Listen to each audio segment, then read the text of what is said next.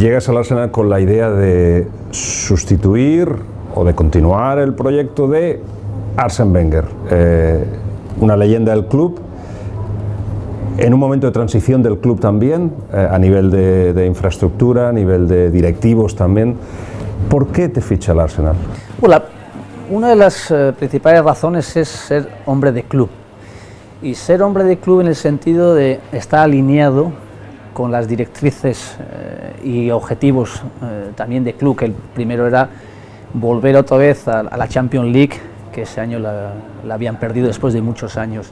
Y ser hombre de club era saber hacer una transición de ciertos futbolistas importantes, como puede ser la salida, terminación de contrato de Peter Cech, la salida de terminación de estar en el club de Laurent Koscielny, de Aaron Ramsey, de Nacho Monreal, y la entrada de jugadores jóvenes que también había que hacerles un recorrido para poder instalarse y poder suplir desde esa juventud, pues buscando el rendimiento y buscando un mix con los jugadores importantes que habían, y que las decisiones de club siempre también estuvieran apoyadas, fortalecidas, con una opinión mía, pero siempre sumando. Y llegas a un equipo que no estaba compitiendo al máximo nivel. Supongo que te exigían, como te habían visto que tus equipos competían en otras competiciones, en otras ligas, que debía competir. Otra de las razones en las que el club tuvo en cuenta para contratarme fue ser competitivo. He demostrado que era un entrenador competitivo, en el sentido de buscar una brillantez que ya tenía el Arsenal, pero una competitividad que había perdido y que le hacía ser insuficiente para poder estar entre los 4 primeros en la Premier League. Y se buscaba ser efectivo, además de seguir siendo brillante, ser efectivo, buscar trabajar los detalles tácticos, donde podíamos ser más fuertes incluso como bloque, y esa era también una parcela en la que yo había conseguido pues desarrollar anteriormente en mis clubs. Además te encuentras un equipo con jugadores jóvenes y con estrellas, cosas que ya te habías encontrado antes. Ayúdame a recordar grandes nombres con a los que has entrenado: Neymar, Mbappé seguro, David Silva, Villa, pero en algunos casos al principio de su carrera. ¿Tuvo algo que ver eso en la decisión del Arsenal? Otra de las razones era que tenían una carrera en proceso, y además considerándome más o menos joven para ser un entrenador y ya con una cierta experiencia, el hecho de haber entrenado jugadores importantes como pues Neymar, Mbappé, Thiago Silva, Cavani, en su época también David Silva, Villa, Rakitic. Entonces, lo que también el club buscaba un poquito, esa experiencia con ese nivel de futbolistas y a la vez el desarrollo que había tenido yo con esos futbolistas. Y en todos mis equipos yo había tenido pues, un delantero goleador, que además destacaba como máximo goleador en las ligas, como puede ser, además lo tuve también con Aubameyang la temporada pasada en la Premier, pero lo tuve anteriormente con Cavani, lo tuve con Negredo, lo tuve con David Silva, lo tuve con Carlos Bacca. Entonces también una trayectoria de jugadores importantes y con objetivos y logros también individuales dentro de esa plantilla. Y también el desarrollo de jugadores jóvenes para después promocionarlos y ser capaces de darte un rendimiento jugando en tu equipo, o ser capaz de dar un rendimiento económico con traspasos donde había tenido esa experiencia en diferentes equipos. Entonces era otro valor más, ¿no? El por qué te quiere firmar. Además, cuando yo me siento con los dirigentes, esa pregunta me gusta hacerla siempre: ¿por qué me queréis? ¿Qué es lo que buscáis en mí? ¿No? Y entonces yo también saber exactamente desde dónde me conocen. Y en ese sentido, pues esos porqués eran importantes para tener una base como entrenador, para entrenar al Arsenal. Venías de ganar títulos, bueno, en el Sevilla por supuesto, pero en el PSG 7 en total. ¿Te pidieron títulos al llegar al Arsenal?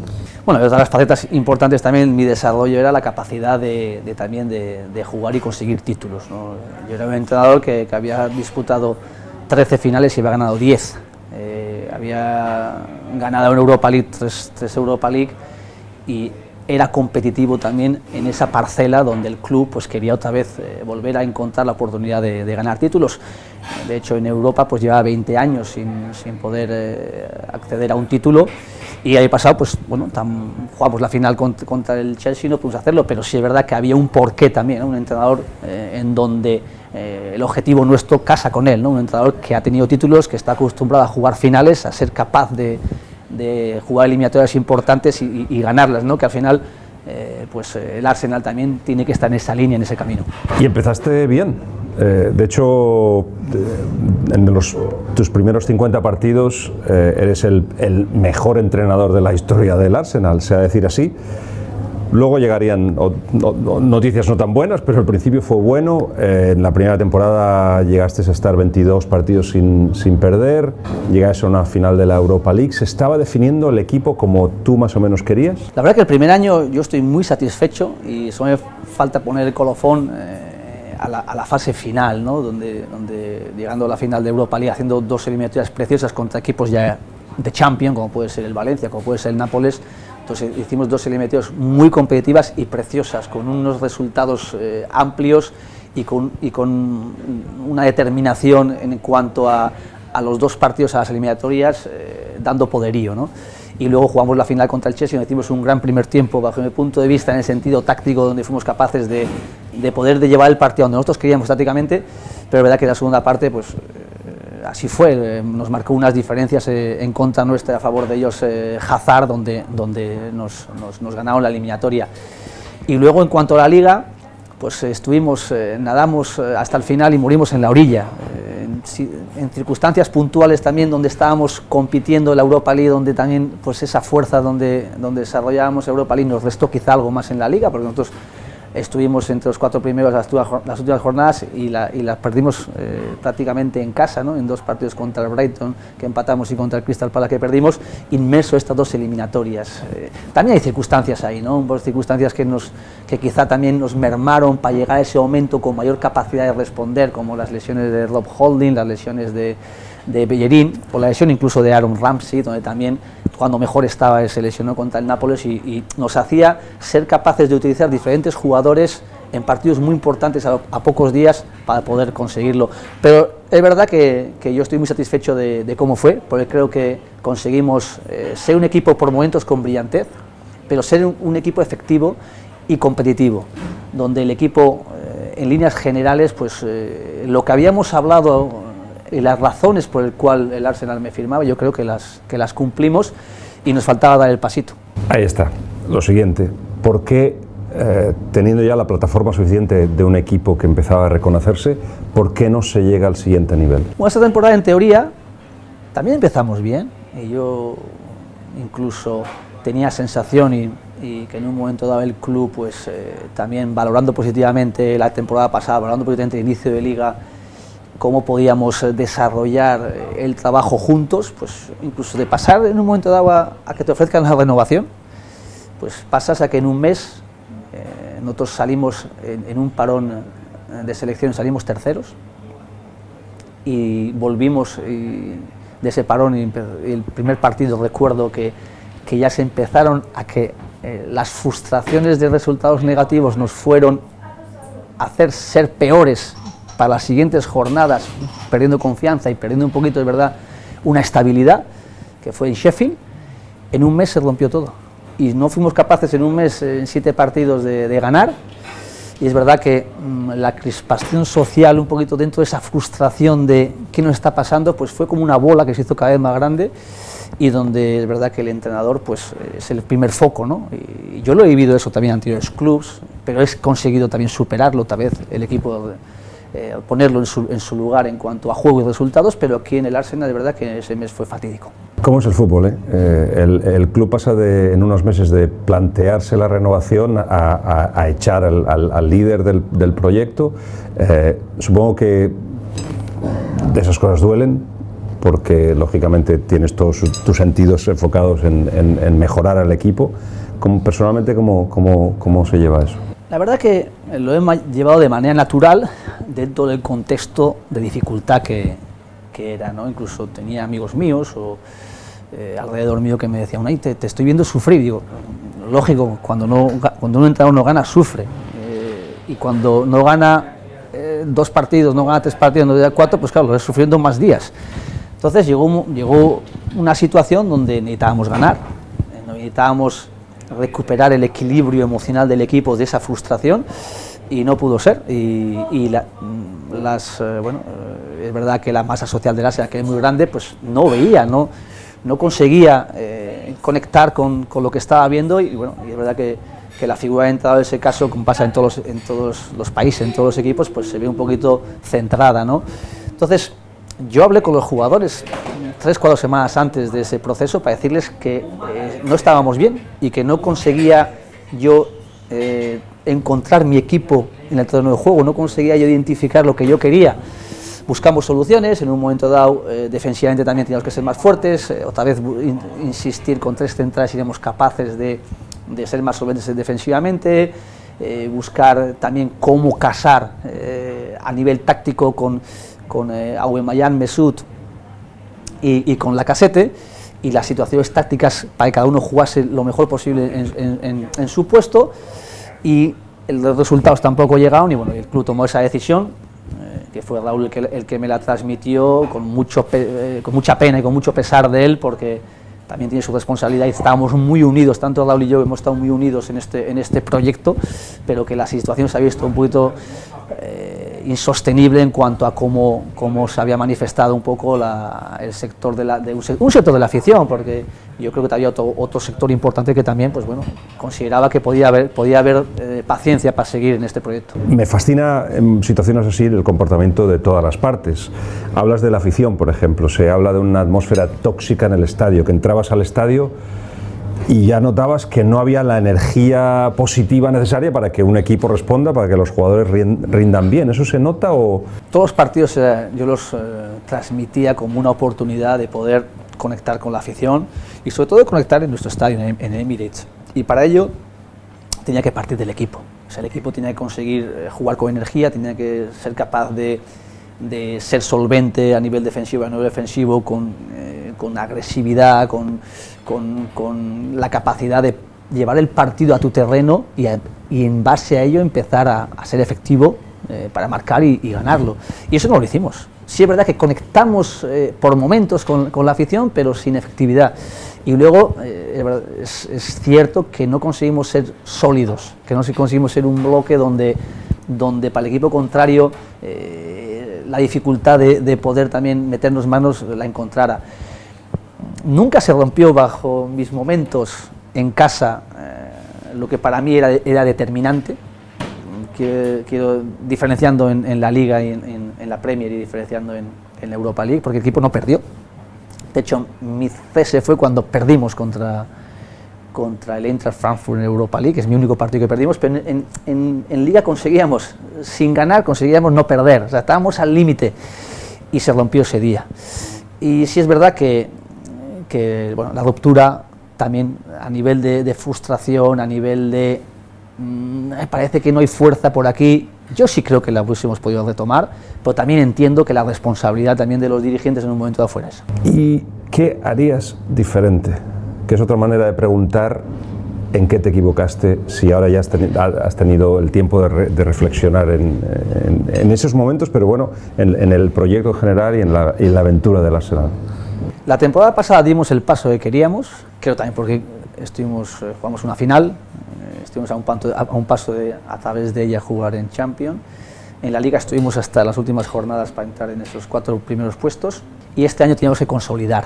Entonces se hizo una serie de incorporaciones tratando de mejorar y cubrir esas necesidades del equipo, y es verdad que en un mes se rompió todo. Se rompió la estabilidad emocional, se rompió las circunstancias que nosotros creíamos que eran las que nos iban a dar ser mejores. No conseguimos defensivamente ser fuertes, no lo conseguimos.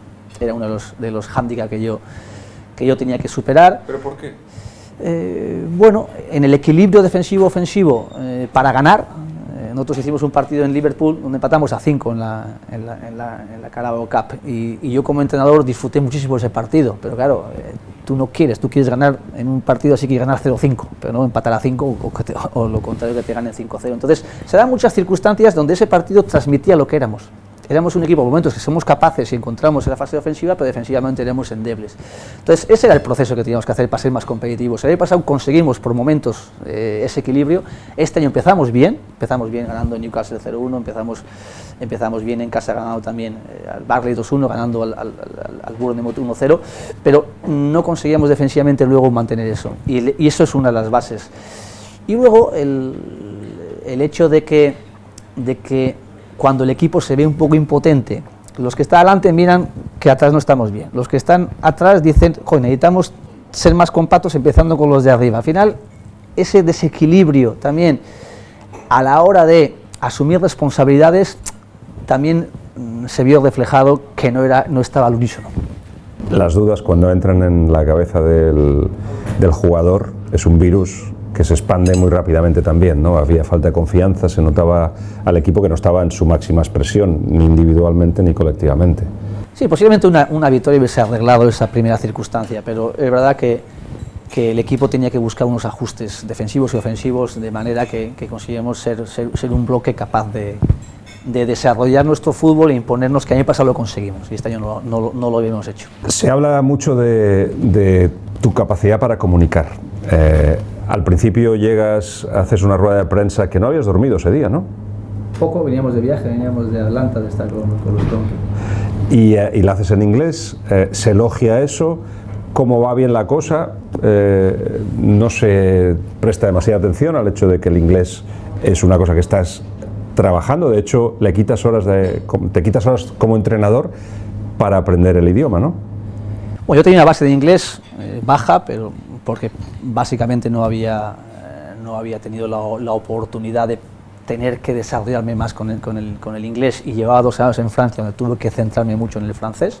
Entonces, cuando llego a Inglaterra, lo primero que hago es, no, tengo que hablar inglés, y el club me ayuda, y además ellos me animan para que yo hable ese inglés dentro de las dificultades, pero que hiciese ese esfuerzo. Entonces yo siempre he hecho ese esfuerzo progresivamente para la primera rueda de prensa, para hablar con los jugadores el primer día en inglés, y para terminar mi última rueda de prensa hablando en inglés, y yo creo que progresivamente siempre a mejor.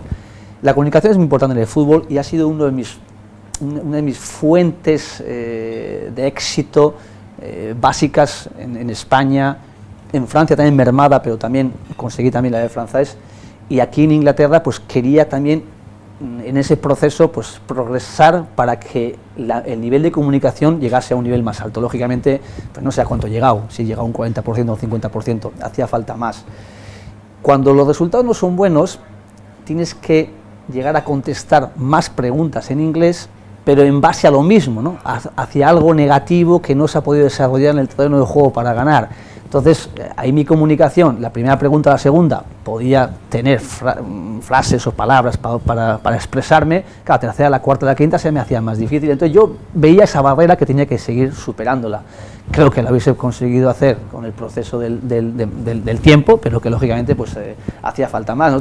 Yo tuve un entrenador en España que era John Tosha, galés, que su español era muy simpático y con buenos resultados era muy llevadero, en el sentido de que le entendíamos lógicamente, y además le cogíamos esa simpatía hacia ese español. Pero yo entiendo que en un momento dado, con resultados negativos, pues ya puede ser un problema el no poder transmitir o comunicarte de esa manera y verlo de una manera más profesional, la explicación. Entonces, el idioma y la comunicación sí creo que es importante, lo ha sido en toda mi carrera, y el esfuerzo que he hecho por el inglés creo que me ha llegado a un 50%, y bueno, procuraré seguir rompiendo barreras, haciendo ese esfuerzo para mejorarlo. La comunicación con el jugador era fluida, era correcta, es decir, no solo había conexión entrenador-jugador, sino que además la comprensión era suficiente. ¿Tú entendías que habías conectado con el futbolista a través de esa comunicación del idioma? Bueno, yo tenía conversaciones con los futbolistas en charlas de 15, 20, media hora, prácticamente semanales, individuales también con jugadores. Yo cuando tenía una charla siempre al delegado del equipo, a Mish, le preguntaba qué tal ha ido, mi comprensión, desde tu punto en la mitad de lo que puede ser una visión tuya de lo que he transmitido, y él siempre decía, Unai, lógicamente hay cosas para mejorar, pero se entiende todo, y los jugadores perfectamente entienden. Tu charla de 20 minutos ha sido expresiva, porque además de utilizar el inglés, las palabras en inglés, tu expresión corporal es muy llamativa y es muy eficaz hacia el jugador. Entonces, bueno, yo creo que ahí rompía barreras, pero es verdad que cuando iba a una rueda de prensa o cuando iba a una cámara de televisión después de no ganar un partido, pues se hacía más difícil, porque al final no eran 2 preguntas, eran 5, 6, 7, y lógicamente yo con las 2 o 3 preguntas primeras pues podía transmitir lo que yo quería de lo que había pasado y de cómo podíamos solucionarlo, pero la cuarta, la quinta, la sexta pues ya venían un poquito de una pregunta pues donde tenía que buscar más sentido de comunicación para expresarlo, que igual se me hacía más difícil, pero yo considero, y siempre también desde la humildad y desde el esfuerzo que he hecho, que la barrera del inglés ha venido más condicionado por los resultados. Yo creo que si los resultados hubiesen sido buenos, seguiría como la temporada pasada, pues habiendo una permisividad, incluso siendo más simpático mi inglés que verdaderamente erróneo. Eso te iba a decir, porque yo te escuchaba y no veía a Unai Emery, al Unai que conozco, y lo explicas muy bien, porque lógicamente cuando no dominas el idioma de la comunicación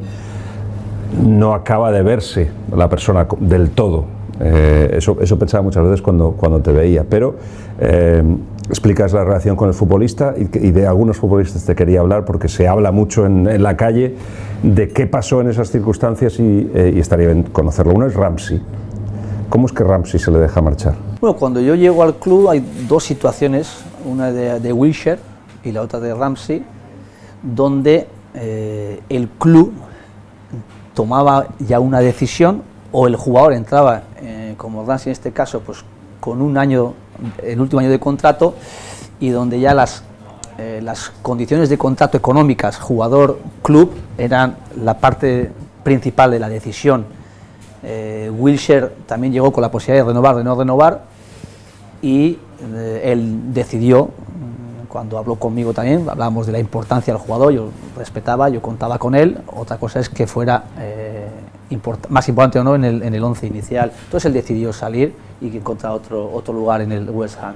Y el Ramsey era una decisión de club su renovación, porque era el último año, y yo deportivamente conté con él. De hecho, yo creo que su lesión en Nápoles fue importante para nosotros, ese tramo final, para poder llegar con la fuerza y con la posibilidad de utilizar a Ramsey en el equipo, por lo que nos transmitía y nos daba él para conseguir el objetivo final, pero a nivel contractual era una decisión ya que quedaba solamente entre el club y el jugador. Desde la marcha de Arsène Wenger ha habido varias personas haciendo el mismo trabajo. Hay una transición que supongo que no se ha acabado todavía y que tú has vivido,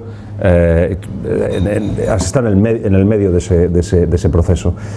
¿Cuál es la mejor estructura para trabajar para un entrenador como tú? Bueno, nosotros, ya Raúl tenía una idea muy clara después de la salida de Iván Gatsidis, en la que yo compartía, que era la figura de un director deportivo, hacer una estructura desde la cabeza de Viney y de Raúl, un puente intermedio hacia el entrenador y hacia el equipo, que la cubría Edu. Entonces todos estábamos de acuerdo que esa estructura era fuerte. Luego, dentro de esa estructura, que ya se incorporó Edu, se incorporó un poquito más tarde porque venía de la selección de Brasil, que jugó, que estuvo compitiendo hasta prácticamente principios de julio, y Edu estaba haciendo un trabajo bueno.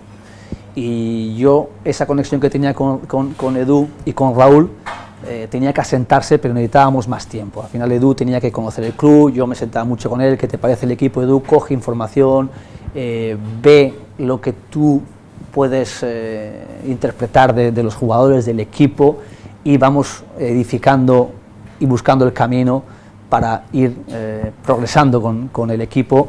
Pero este año para ti va a ser muy importante para que cojas esa información y para que te asiente. Yo creo que Edu necesita ese tiempo, y la verdad que la estructura, como la estaba montando el club, con Raúl, con Edu y luego con el entrenador, creo que esa es la estructura que tiene que fortalecerse. Y dentro de la plantilla se necesita también estructura y jerarquías. Hay que decidir quién es el capitán, quiénes son los líderes.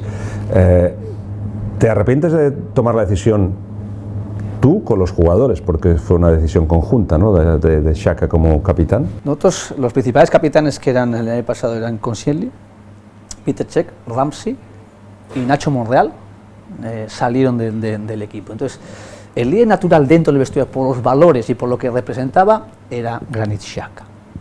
Además de todo ello, se hizo una votación para yo fortalecer lo que creía que en el vestuario adentro, lo que yo opinaba si era real, y fue así. Entonces, luego las circunstancias hicieron pues que en un momento puntual muy determinante, pues Granit Xhaka, esa capitanía, pues con la afición pues encontrase un punto de desencuentro, pero era el líder que tenía que ser de este equipo, o tiene que ser, y por los valores que representa, por su respeto en el interior, por su experiencia. Y luego, una vez que no es el capitán Granit Xhaka, pues están los otros jugadores que tienen capacidad también para hacerlo, ¿no? En este caso, pues Aubameyang, Mesut, Lacazette, pero las jerarquías dentro del equipo tienen que ir estableciéndose con los valores y con la fortaleza en el vestuario y luego en el terreno de juego. Y en ese caso el entrenador lo que tiene que dejar es fluir esas características en el equipo para que ellos la ejecuten. Lógicamente, al final yo soy quien es el que tiene que ser, pero ellos son los que me dicen a mí con la información que yo recibo, este es el capitán.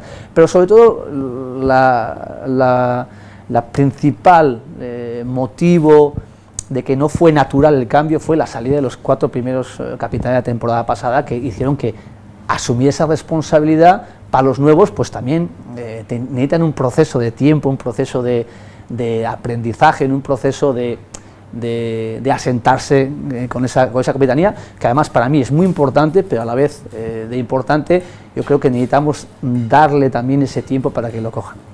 Otro jugador importante en tu aventura en el Arsenal ha sido Özil. ¿Qué relación tienes con Özil y cómo has intentado sacar lo mejor del jugador? Con Özil he tenido muchísimas conversaciones, es un jugador importante para el equipo. Luego hay partidos de unas características donde esa brillantez con Mesut de enganche, pues el equipo la necesitaba. Pero además de todo eso necesitaba también encontrar los jugadores cerca, alrededor suyo, donde pueda él también pues sentirse más cómodo. Y luego está la parte donde necesitamos que el equipo fuese sólido. Entonces, cuando tú quieres poco a poco hacer un equipo también que sea agresivo, que sea intenso, que esté bien estructurado para una buena presión, pues había que tener también con Mesut, para que luego él nos diese la parte importante de su juego en brillantez, había que buscar también pues las sinergias entre esos futbolistas. Y eso era un trabajo táctico que a mí me motivaba, o sea, encontrar cómo puedo hacer que encajen bien Lacazette, Aubameyang, Mesut, cada uno con sus buenas cualidades en el equipo. Luego había partidos que a lo mejor pues de los 3 pues tenía que prescindir de uno. Y cuando el equipo es competitivo y cuando el entrenador tiene el control de esa parte competitiva, que la temporada pasada tuve, y por circunstancias, por la lesión de Lacazette, porque Mesut también estuvo un mes prácticamente con los problemas que tuvo con el robo, pues estuvo menos, iba a decir available, bueno, eso cómo vas a cortarlo. Disponible. Menos disponible. Y ahora me salía más en inglés que en el español.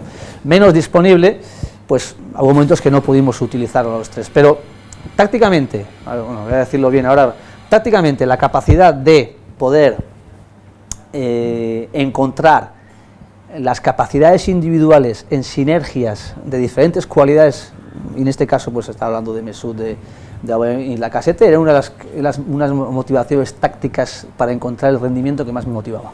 ¿Tú crees que todo el mundo entendió dentro de la plantilla, del club, la afición, lo que querías hacer con Özil o el potencial que tiene Özil ahora mismo? Özil es un jugador importante dentro de cómo tú encuentres las sinergias con los demás futbolistas, porque al final él tiene una parte de brillantez en el juego que hace que los demás puedan ser mejores, pero el momento que tú quieras tener una presión más agresiva, pues sus cualidades no son las mejores para hacer eso. Entonces tienes que buscar.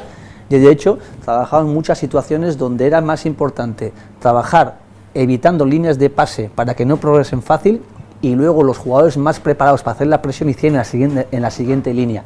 Y eso, por ejemplo, había pasado en nuestro mejor momento, que fue en las eliminatorias que hicimos contra el Valencia y contra el Nápoles, jugando en un 3-4-1-2 con Mesut o con Ramsey, que era capaz de hacer la presión que exigíamos. Con Mesut bajaba la presión, pero teníamos más capacidad de tener el balón y mayor capacidad de ser brillantes un poquito en esa combinación. Conseguimos hacerlo. Y entonces yo jugaba tácticamente cómo podía ser la presión más arriba o menos arriba, o cómo ser más agresiva o menos agresiva, si estaba Mesut, si estaba Ramsey, con Lacazette y con Auba. O sea, eran unas exigencias tácticas hacia mí, que la verdad como entrenador eran muy bonitas de vivirlas. Pero había épocas en que no jugaba. ¿A qué se debía? Bueno, luego pues había partidos en que no estaba disponible por sus lesiones o porque en un momento dado no estaba bien, y luego yo decisiones tácticas sobre él sí que también algunas veces las hice, alguna vez pues llegué a cambiarle partidos, una vez me acuerdo que cambié en Brighton en el minuto 45, pero bueno, era por situaciones también tácticas de cambios, o en algún partido incluso que empezó en el banquillo, y además hubo un partido muy importante que jugamos contra el Tottenham el año pasado, donde empatamos a 1 allí, donde estuvieron Aubameyang y Mesut en el banquillo, y yo les dije a los dos, vais a ser importantes en el momento que salgáis, y estar preparados para ser importantes en una faceta nueva para vosotros. Eso es cuando uno se siente de verdad entrenador, cuando es capaz de transmitir a los jugadores que incluso estando en el banquillo es importante tu participación después. Y aquel día Aubameyang salió, tuvo la opción del penalti para que ganáramos el minuto 90, Mesut salió 15 minutos en una faceta que no era para él muy normal de salir en el banquillo, y que estuvo 15 minutos con una buena participación, y esos son los momentos buenos como entrenador. Entonces yo he vivido momentos muy buenos en el Arsenal, que quiero quedarme con ellos,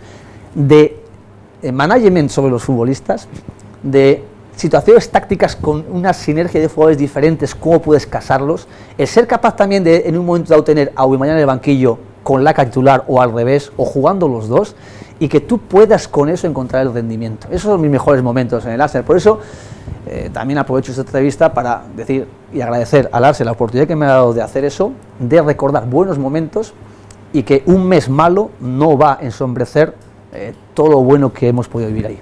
Para acabar con Osil, ¿cómo os lleváis? ¿Había alguna ruptura en la relación? ¿Os hablabais? Mesut era uno de los capitanes, y la conversación individual con él era muy fluida, y además de buena sintonía táctica. Además yo hablaba con él de fútbol, me gustaba hablar con él de fútbol, incluso a veces también de la vida. Mikel Arteta y el Arsenal, ¿es un matrimonio bien avenido, tú crees? Él ha estado en el Arsenal, él ha estado en la Premier, él ha trabajado ahora mismo con Guardiola, yo creo que él está preparado para este salto. Esta decisión que tome ahora el club, lógicamente, pues ya no me incumbe, pero sí creo que una vez que salgo yo, la figura de Mikel Arteta puede ser un acierto, y además me gustaría que fuera un acierto. Sales del Arsenal, no es agradable porque supone que ya no vas a entrenar al día siguiente, te levantas por la mañana, no sé si te pasa, te levantas por la mañana, bueno, voy a entrenar, uy no.